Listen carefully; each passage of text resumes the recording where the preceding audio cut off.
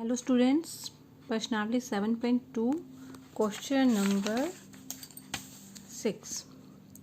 यदि बिंदु 1, 2, 4y, x 6, 3, 5 इसी क्रम में लेने पर एक समानांतर चतुर्भुज के शीर्ष हों तब x y ज्ञात करना है। तो ये जो बिंदु हैं समानांतर चतुर्भुज के शीर्ष हैं और हमें ये x और y ये दोनों ज्ञात करना है। तो हम एक समानांतर चतुर्भुज बना लेते हैं, समानांतर चतुर्भुज, और शीर्ष ले लेते हैं जो हमें दिए हुए हैं 1, 2, 4y, x 6, 3, 5। इस तरह से हमने ये शीर्ष ले लिए। ठीक है, अब हमें ये x और y ज्ञात करना है। तो हम समानांतर चतुर्भुज के सारे जो गुण हैं वो देखेंगे। तो समानांतर चतुर्भुज में एक गुण होता है, एक तो ये होता है कि आमने सामने वाली भुजाएं बराबर होती हैं, AB बराबर में DC, AD बराबर में BC। लेकिन उससे ये क्वेश्चन लंबा पड़ेगा। अगर हम एक गुण ये भी होता है कि इसके विकर्ण जो हैं परस्पर समद्विभाजित करते हैं यहाँ पे। यानी ये अगर O बिंदु हो तो OA बराबर में OC और OD बराबर में OB होता है। ये जो हैं बराबर हो जाते हैं, समद्विभाजित करते हैं। तो इस लाइन को हम ऐसे लिखेंगे कि हम जानते हैं समानांतर चतुर्भुज के विकर्ण परस्पर समद्विभाजित करते हैं या होते हैं। तो इससे क्या हो जाएगा, विकर्ण जो AC है का मध्य बिंदु का निर्देशांक O के जो निर्देशांक हैं और BD के जो निर्देशांक हैं वो बराबर हो जाएंगे। ठीक है, तो मध्य बिंदु निकालना हमने पहले भी देखा था, मध्य बिंदु अभी भी निकालते हैं हम। तो अगर हम ये AC लाइन को सीधा ले लें, AC लाइन यही है ना, AC, A के निर्देशांक क्या हैं, 1, 2 हैं और C के क्या हैं, x 6 हैं। A के 1, 2 हैं और C के x 6 हैं। तो इसके मध्य बिंदु निकालने का फार्मूला, यानी O का निकालने का फार्मूला यही है, x1 + x2/2, y1 + y2/2। ये x1 y1 होता है, ये x2 y2 होता है। तो ये यही बन जाएगा 1 + x। ठीक है, सिंपल ये हो जाएगा x1 + x2। x1 + x2 क्या हो जाएगा, 1 + x/2। तो अगर इसमें वैल्यू पुट करके देखनी है आपने, इस तरह से देखना है, तो x1 क्या है, 1 है और x2 क्या है, x है, बटे में 2, कोमा में y1 है 2 + 6/2। आप अगर इस तरह से सीख जाएं तो बहुत अच्छा है, उसको टाइम भी कम लगे। 1 + x/2 और 2 + 6/2, 1 + x/2 और 2 + 6/2। ठीक है, तो इसको हम ऐसे लिख लेंगे, AC के मध्य बिंदु 1 + x/2 और इसके बन जाएंगे 2 + 6/2। यानी सबसे पहले तो हमने पहला पॉइंट इसका ले लिया 1, इसका पहला पॉइंट ले लिया, उन दोनों को जोड़ के बटे 2 कर दिया, फिर यहाँ पे 2 + 6 कर लिया, बटे 2 कर लिया। ऐसे ही विकर्ण BD है, BD के विकर्ण है, तो इसमें क्या हो जाएगा, 3 + 4 नहीं हो जाएगा, 3 + 4/2 और क्या होगा, 5 + y/2, यही होगा ना। अब इसको सिंपलीफाई करें तो इसका पहला पॉइंट पहले वाले पॉइंट के बराबर होगा, तो 1 + x/2 किसके बराबर हो जाएगा, 3 + 4/2।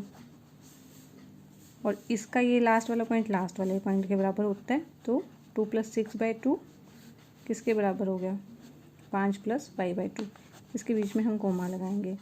1 + x/2 7/2 बराबर हो गया, 3 और 4 7/2, 2 से 2 कैंसिल, 1 + x बराबर में 7 है, x क्या आ जाएगा, 7 - 1, 7 - 1 6। यहाँ भी 2 से 2 कैंसिल कर लो, 2 6 8 + 5 + 5, 5 उधर जाके माइनस हो जाता है, तो 8 - 5 3, 3 आ जाएगा y। तो ये जो निर्देशांक हैं, हमें x और y निकालना था, कोई निर्देशांक नहीं निकालने थे, तो ये आंसर आ जाएगा। तो ये प्रॉपर्टी हमें पता होनी चाहिए इस क्वेश्चन में कि समानांतर चतुर्भुज के विकर्ण परस्पर समद्विभाजित करते हैं। फिर हम AC का मध्य बिंदु ले लेंगे और BD का मध्य बिंदु लेके आराम से कर लेंगे। क्वेश्चन नंबर 7, स्टेटमेंट, बिंदु A के निर्देशांक ज्ञात कीजिए जहां AB एक वृत्त का व्यास है। तो वृत्त की बात हो रही है, तो सबसे पहले हम एक वृत्त ड्रॉ कर लेंगे जहाँ ए बी एक वृत्त का व्यास है, व्यास ये होता है ए बी वृत्त का व्यास है। और क्या बोल रहे हैं, उसका केंद्र क्या दिया हुआ है 2 - 3, ठीक है ना। केंद्र बोला है, केंद्र यही होता है 2 - 3 है। तथा बी के निर्देशांक क्या दिए हुए हैं 1 4। जो बी पॉइंट है उसके निर्देशांक 1 4 हैं, ठीक है। ये हमने सारी इन्फॉर्मेशन लिख ली है। अब हमें पता है इसको हम केंद्र क्या है ओ ले लेते हैं। तो हमें देखो ये पता है कि ये जो मध्य बिंदु होता है व्यास में, केंद्र क्या है मध्य बिंदु होता है, व्यास में केंद्र मध्य बिंदु होता है। तो मध्य बिंदु वाला सूत्र इसमें लग जाएगा। तो क्या है ओ रेखाखंड ए बी का मध्य बिंदु है,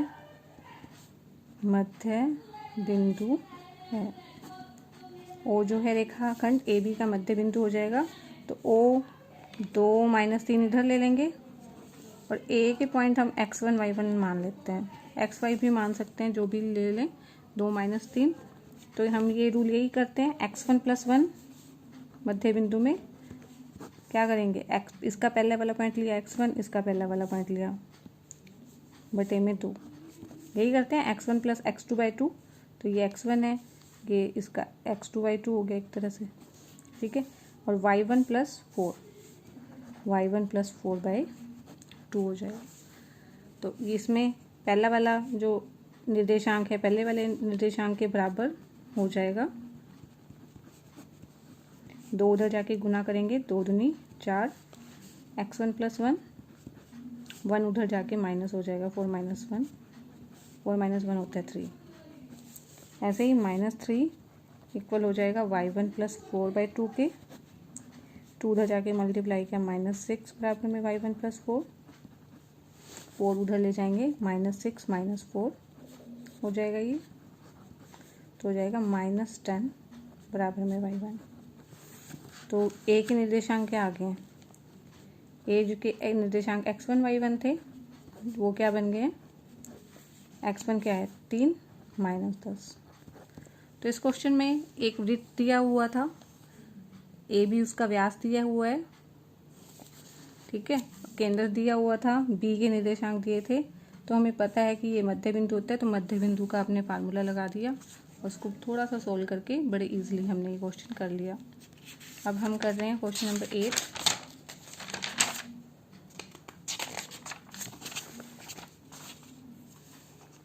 क्वेश्चन नंबर 8 में यदि ए बी क्रमशः -2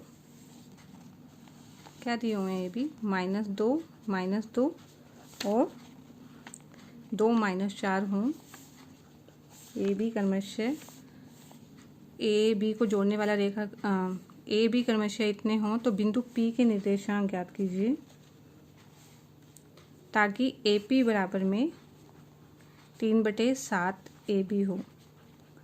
इस और P जो है रेखाखंड ए बी पर स्थित हो। हमने रेखाखंड ए बी पहले ही ले लिया था, लेकिन बाद में बताया हमें, तो इस बात से हमें पता चला कि ए बी एक रेखाखंड है और P इस पे है। ए के पॉइंट ये हैं, बी के पॉइंट ये हैं और हमें एक रिलेशन ये दिया हुआ है। तो हमें वैसे नॉर्मली हमें चाहिए क्या होता है, हमें यहाँ पे एक रेशो चाहिए होता है M1 M2 अनुपात चाहिए होता है, वो हमें दिया नहीं हुआ। हमें उसकी जगह ये दिया हुआ है ए पी बराबर में 3/7 ए पी। तो हम क्या कर लेते हैं, इसको ए पी बराबर में ये ए बी इसके बटे में लिखेंगे, इधर जाके बाय में हो गया। अब क्या कर लेते हैं, इसको भी उल्टा लिख लेते हैं क्वेश्चन को सोल्व करने के लिए। हमें बड़ा वाला ऊपर चाहिए। देखो इस लाइन के अंदर ए बी बड़ा है ना और ए पी क्या है छोटा है, तो हमें बड़े वाला ऊपर चाहिए सोल्व करने के लिए, ठीक है। अब ए बी लाइन को हम क्या लिख सकते हैं, A B line A P + P B लिख सकते हैं, ए पी + पी बी। ये जो ए बी लाइन है ये ए पी + पी बी है, ये लिख लिया हमने। अगले स्टेप में हम क्या करेंगे, ये ए पी है, दोनों के नीचे हम अलग अलग लिख सकते होते हैं। ए पी के नीचे अलग लिख लो, पी बी के नीचे ए पी को अलग लिख लो। अब ए पी से ए पी कैंसिल हो जाएगा तो 1 आ जाएगा, 1 प्लस पी बी बटे में ए पी बराबर में 3/7। तो पी बी बटे में ए पी ये बन जाएगा 3/7 प्लस 1 है, ये इधर जाके -1, एल्शियम 7 आ जाएगा। ठीक है, यहाँ पे हमने थोड़ा सा मिस्टेक कर दिया, जब A B by A P किया था तो इसको उल्टा नहीं लिखा, 7/3 लिखना था हर जगह, ये 7/3 आना था यहाँ पे। तो यहाँ पे क्या है 7/3 है, 7/3 -1 है। ठीक है, यहाँ पे 3/7 की जगह 7/3, जब इसका उल्टा किया था तो इसका भी उल्टा करना था। तो ये आ जाएगा, इसका एल्शियम लेंगे, 3 एल्शियम आ जाएगा 7, 3 एकम 3, 7 में से 3 गया 4/3। तो क्या आ गया पी बी बटे में ए पी बराबर में 4/3 आ गया। तो पी बी क्या है, ये है पी बी 4 है और ये ए पी क्या है 3 है। अब ये वाला पॉइंट हम एक्स वाई ले लेंगे और जैसे हम विभाजन सूत्र यूज़ करते हैं वो विभाजन सूत्र यूज़ करेंगे। इसको एक बार यहाँ फिर से बना लेते हैं,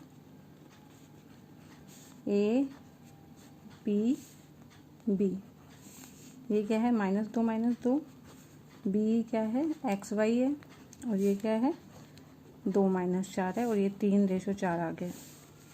तो ये क्या होता है x1 y1 होता है वैसे, ये x2 y2 और ये क्या है m1 m2। तो हम फार्मूला लिख लेंगे विभाजन सूत्र का, तो उससे ये एक्स वाई आ जाता है ना।